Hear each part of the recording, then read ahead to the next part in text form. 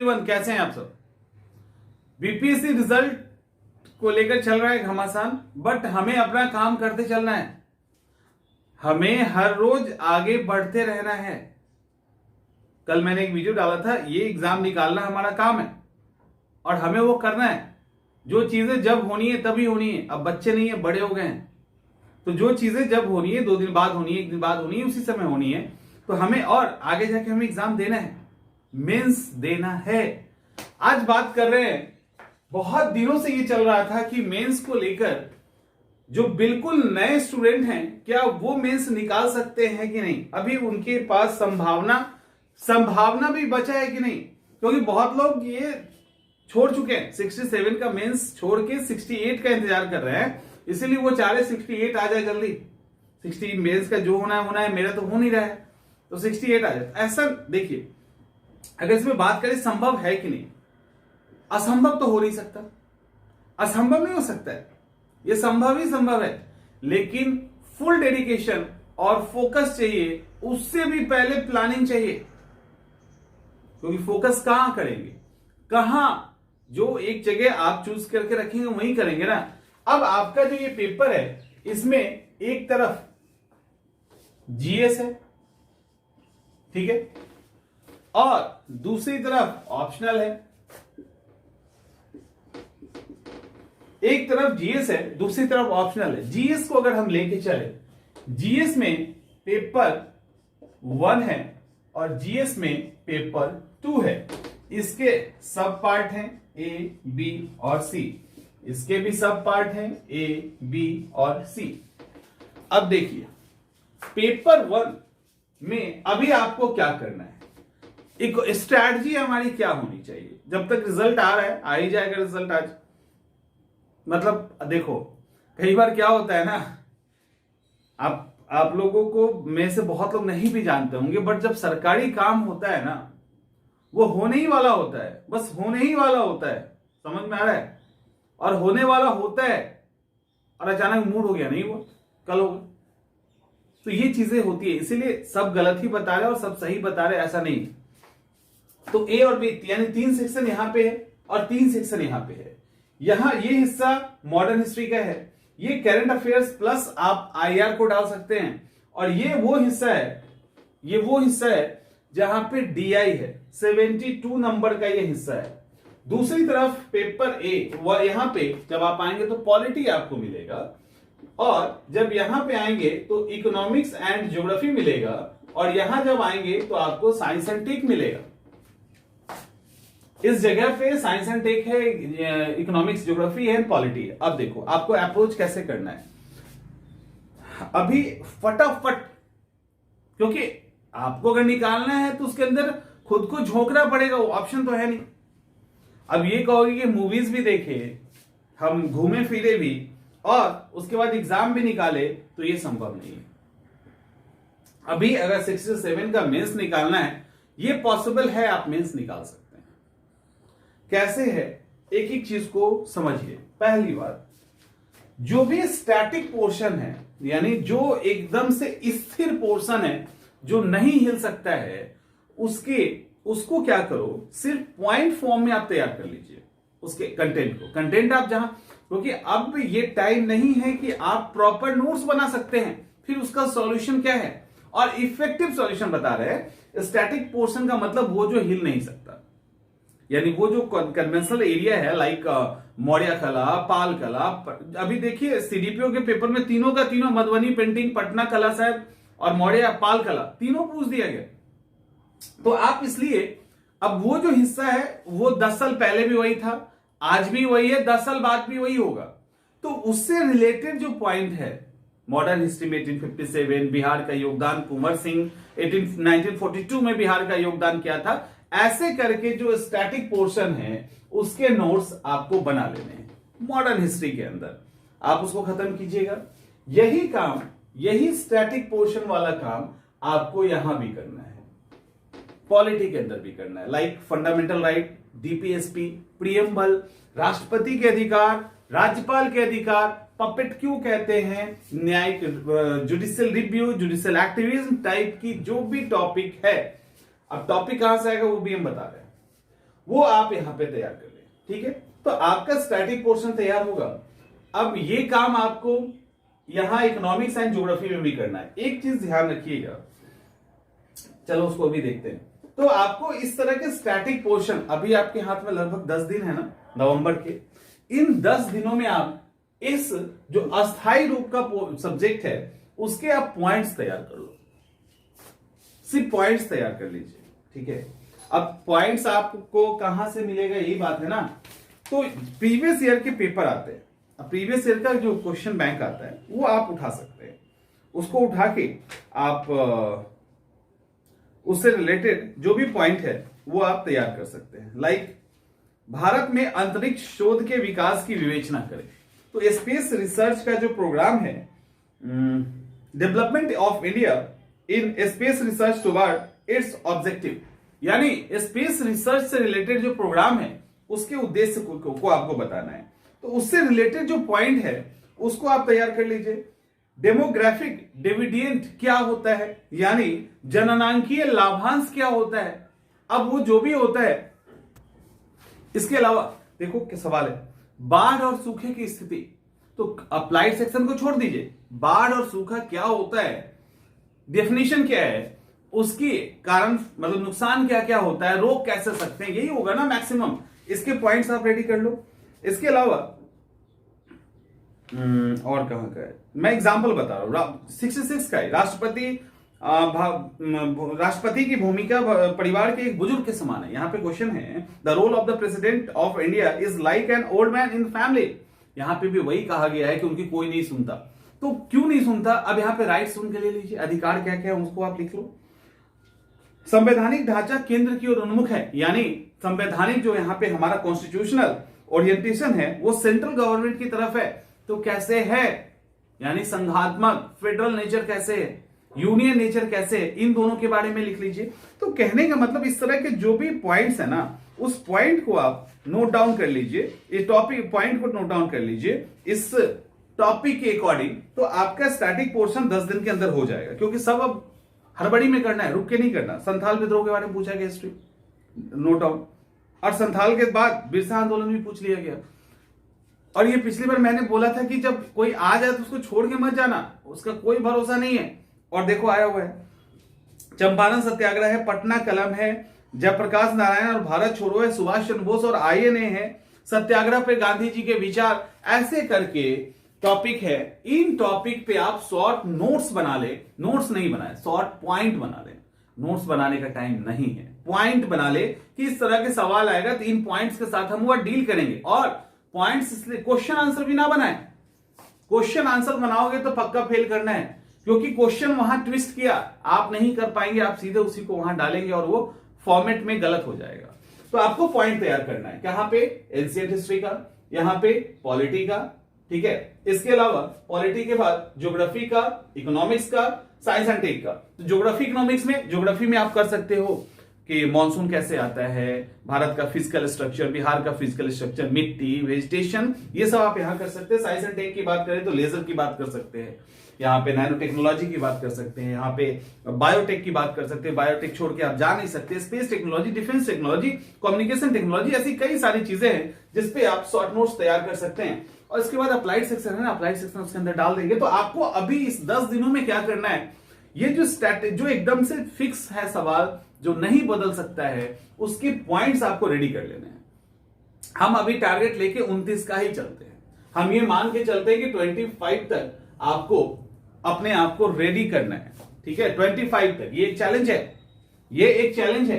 तो आप यहां पे करेंगे। अब सवाल उठता है दूसरा क्या, दूसरा ये कि ये जो आपको दिख रहा है ना 72 नंबर, ये तो हिलना ही नहीं चाहिए, 72 नंबर हिलना नहीं चाहिए। और जब पहली बार में तैयारी कर रहे हैं, अभी आप फर्स्ट अटेम्प्ट है ना, आपका अप्रोच भी कैसे करना है वो भी बता रहे हैं। तो ये 72 के लिए आपको क्या करना है, 72 के लिए आप प्रीवियस ईयर के सॉल्व पेपर उठा लीजिए, या जो प्रैक्टिस पेपर मार्केट में आता है, अरिहंत का भी आता है, ल्यूसेंट का भी आता है, उसको ले लीजिए। हर रोज 1 से 2 सवाल सॉल्व कीजिए, हर रोज 1 से 2 कंटिन्यू आपको सॉल्व करते जाना है। धीरे धीरे आप स्मूथ हो जाएंगे, क्योंकि यहां पे बहुत मुश्किल सवाल नहीं पूछे जाते, लेकिन स्मूथनेस जरूरी है। इसमें आप 1 नंबर भी मिस नहीं कर सकते हैं, अगर आपको प्रॉपर रैंक और प्रॉपर सिलेक्शन चाहिए तो। अब यहां जो 72 को कवर करेंगे, इसको आपको डेली करते जाना, एक रूटीन में आ गया। अब यहां पे एक सेक्शन है पॉलिटी का। पॉलिटी जब आप देखोगे ना जीएस के अंदर, तो आपको ओवरऑल मुश्किल लगेगा। आप जब इकोनॉमिक्स देखेंगे ना, तो आपको मुश्किल लगेगा। साइंस एंड टेक देखेंगे तो मुश्किल लगेगा। इसको देखने का थोड़ा सा नजरिया बदलिए। पॉलिटी के अंदर आपके 2 सवाल इजिली सॉल्व हो जाएंगे, एक सवाल ही परेशान करेगा। उस एक सवाल के लिए अभी रुक मत जाइएगा पॉलिटी पे, जो मैंने कहा वो करके आप छोड़ दीजिएगा उसको। नीचे आइएगा, इकोनॉमिक्स टोटली अप्लाइड है, टोटली अप्लाइड है। 66 में ऐसा कोई भी सवाल नहीं है इकोनॉमिक्स से जिसके लिए पढ़ने की जरूरत है। 60 क्या सवाल है? बिहार सरकार के 2019-20 के आर्थिक सर्वेक्षण में कहा गया है कि 3 वर्षों से बिहार की विकास दर भारत की विकास दर से अधिक रही है। अर्थव्यवस्था के किन किन क्षेत्रों ने इसमें प्रगति की है? ये कोई न्यूज़पेपर भी पढ़ेगा ना तब भी काम हो जाएगा, इकोनॉमिक सर्वे भी पढ़ लेंगे तो काम हो जाएगा। पर नहीं पढ़ने का मतलब है कि इसके टर्मिनोलॉजी को पढ़ने की जरूरत नहीं है। आप सोचो कैसे अप्लाई कर सकते हैं इसको। इसके अलावा बिहार में व्याप्त आर्थिक और सामाजिक विषमता के प्रमुख कारण क्या हैं? सरकार के द्वारा कौन से कदम उठाए गए? अप्लाइड सवाल है, सब्जेक्ट के अंदर जाने की जरूरत नहीं है। वो तो एप्लीकेशन है, आप उसको जगह जगह से उसको पॉइंट कलेक्ट करेंगे और उस सवाल का आंसर कर देंगे। इसके अलावा डेमोग्राफिक डिविडेंड किया गया। हाँ, यूएनएफसीसी की रिपोर्ट है कि भारत विशेष रूप से बिहार को इसके लाभ उठाने के अवसर किस समय तक प्राप्त होंगे, यानी कब तक इसका फायदा उठा सकता है, टाइप की चीजें।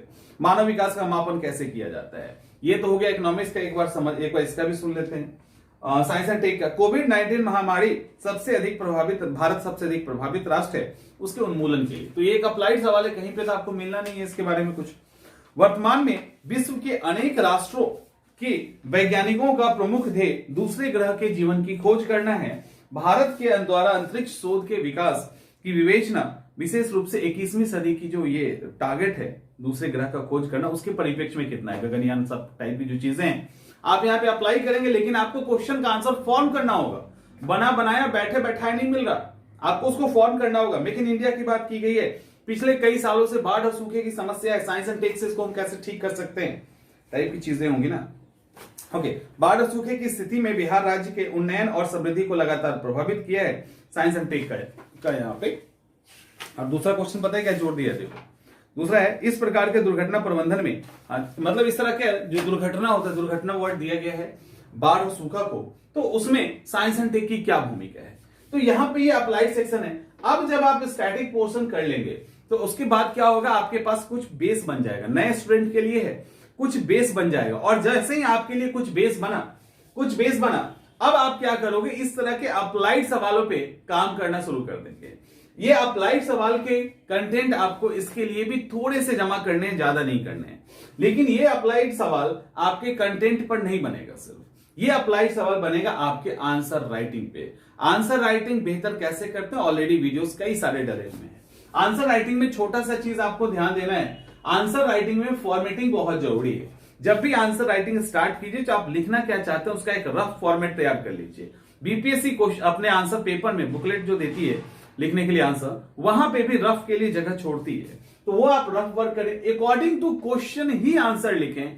क्वेश्चन के पीछे जो 10 वर्ड्स है उसको फॉलो करते हुए आंसर लिखें। ये आंसर आपको, इस आंसर की प्रैक्टिस अब एक एक करके, एक एक आंसर की प्रैक्टिस आपको स्टार्ट करनी है, ये अप्लाइड सवाल को सॉल्व करने के लिए। क्योंकि अप्लाइड सवाल पढ़ के सॉल्व नहीं कर सकते। यहां पे मैंने शायद के पहले बोला होगा, एक वो सेक्शन है जिसको इसमें आप बिल्कुल छोड़ सकते हैं, वो है ज्योग्राफी। ज्योग्राफी को बिना पढ़े भी आपका रिजल्ट नहीं रुकेगा, ज्योग्राफी को आप स्किप कर सकते हैं। अब सवाल उठता है, यहां पे एक सेक्शन बच रहा है, वो है करंट अफेयर्स का।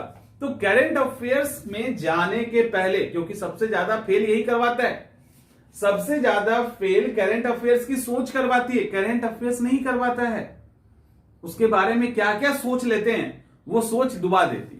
तो खैर, तो यहां पे हमें करंट अफेयर्स पे फोकस करना है, लेकिन वो कब, जब हम ये सब कर लेंगे तब, उसके पहले नहीं। तब हम यहां करंट अफेयर्स पे आएंगे, और करंट अफेयर्स में जो भी मैगजीन्स लास्ट में आता है ना, उसी को सिर्फ पढ़ लीजिएगा। पॉइंट निकालना आप तब तक सीख लिए होंगे अपने हिसाब से, और यहां पे भी उसी के अकॉर्डिंग पॉइंट्स अलग कर लीजिएगा, लाइक यूनाइटेड नेशन के साथ या इंटरनेशनल ऑर्गेनाइजेशन की स्थिति के साथ, भारत का पड़ोसी देशों के साथ संबंध, या भारत के दूर देशों के साथ संबंध, या किसी दो देशों का संबंध जिसका भारत के ऊपर भी इंपैक्ट पड़ेगा। इस तरह के फैक्ट्स आईआर के अंदर भी देख लीजिएगा। तो 3-4 रैंकिंग है जहां से सवाल आते हैं, तो वो रैंकिंग भी आप यहां देख सकते हैं। इससे आपका काम यहां हो जाएगा, इतने से ही आप इसको कवर कर लेंगे। और जो कवर नहीं होगा, कई बार नहीं होगा, तो जो नहीं होगा उसके लिए भी देखेंगे। अब नहीं हो रहा है तो उसको कैसे करेंगे, बाद में कभी देखेंगे, अभी तो नहीं होने की बात नहीं है। तो इस अप्रोच के साथ आप जीएस में आगे बढ़िए, तो आप 10 दिनों के अंदर ये सारे पॉइंट्स जो नहीं हिलने वाले, ना छूटने वाले हैं, वो आपका डीआई का प्रैक्टिस डेली चलेगा। वो करीब 15 से 20 दिन कम से कम लेगा ये डीआई थोड़ा सा स्मूथ होने में, और बाकी चीजें चलती रहेंगी। और जब 10 दिन में आप कंटेंट जमा कर लोगे तो अप्लाइड सेक्शन में आंसर राइटिंग भी आपको डेली करना है। आंसर राइटिंग डेली करना है, आप इसको छोड़ नहीं सकते। एकदम नहीं, गलत लिखो, सही लिखो, करो, वहां आंसर राइटिंग करेंगे। ये वाली गलतफहमी को हटा दीजिएगा। अब रहा सवाल ऑप्शनल पेपर का। ऑप्शनल पेपर में अच्छी बात यह है कि पेपर 1 एंड पेपर 2 दोनों मर्ज करने के कारण ऑप्शनल पेपर आपका पहले के कंपेयर में इजी हो गया है।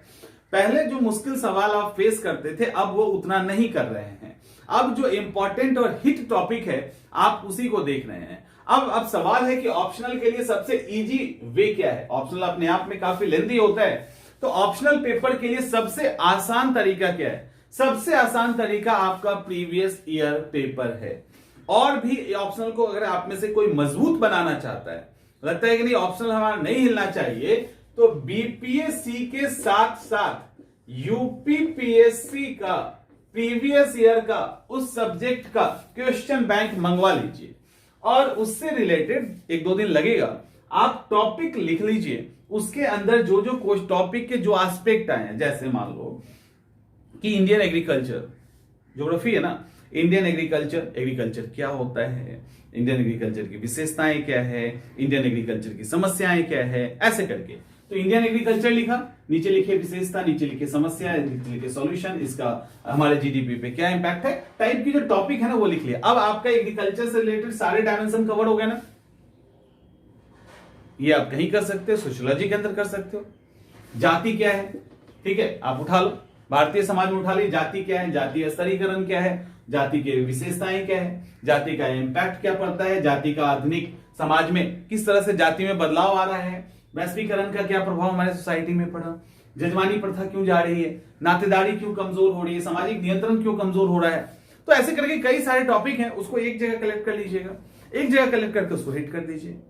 तो ऑप्शनल में और कुछ हो नहीं सकता। और यहां जो आंसर राइटिंग सीख रहे हैं वो यहां भी काम आ जाएगा। जिस आंसर राइटिंग फॉर्मेट पे ये काम कर रहे हैं वहां पे ये भी काम आ जाएगा। तो यहां से इसको आप इजिली निकाल सकते हैं। तो ऑप्शनल के लिए आपको special strategy according to question approach करने का जो है वही अभी बचा सकता है। और 1-2 तरीके हैं वो अभी आपके लिए वैसे इंडिविजुअली पॉसिबल नहीं है। तो अभी जो बेस्ट वे है ऑप्शनल का, ज्यादा डिस्कशन करने का मतलब नहीं बनता यहां पे, क्योंकि और कुछ कर नहीं लोगे, क्योंकि उसका एक एक कॉन्सेप्ट जो ऑप्शनल 6-6 महीने में तैयार हो रहा है उसको आपको 30 दिन में तैयार करना है। आप सोचिए कि किस लेवल का चैलेंज है। जब इस लेवल का चैलेंज है आपके सामने तो इसका अप्रोच तो पूरा बदलना होगा। तो अकॉर्डिंग टू क्वेश्चन या अकॉर्डिंग टू टॉपिक आप अप्रोच करके उससे रिलेटेड कंटेंट तैयार करते चले जाएं। आंसर राइटिंग मत छोड़ना, क्योंकि आंसर राइटिंग छोड़ दिए तो ये सब बेकार हो जाएगा, सारा एफर्ट बेकार हो जाएगा। तो आंसर राइटिंग आपको छोड़ना नहीं है। ये वो प्रोसेस है जिससे आप अप्रोच कर सकते हैं और इस साल रिजल्ट की उम्मीद कर सकते हैं, रिजल्ट में आ सकते हैं आप उस दौर में। तो ये संभव है, ऐसा नहीं कि संभव नहीं है। इसलिए आप आराम से इसको कीजिए और होगा। हम इसके बाद छोटे छोटे टॉपिक्स पे आते रहेंगे जो आपके मेंस एग्जाम को आसान बनाएगा, और आसान बनाएगा और होना ही है। बस आप काम शुरू कर दो, रुको मत, इंतजार मत करो किसी चीज का।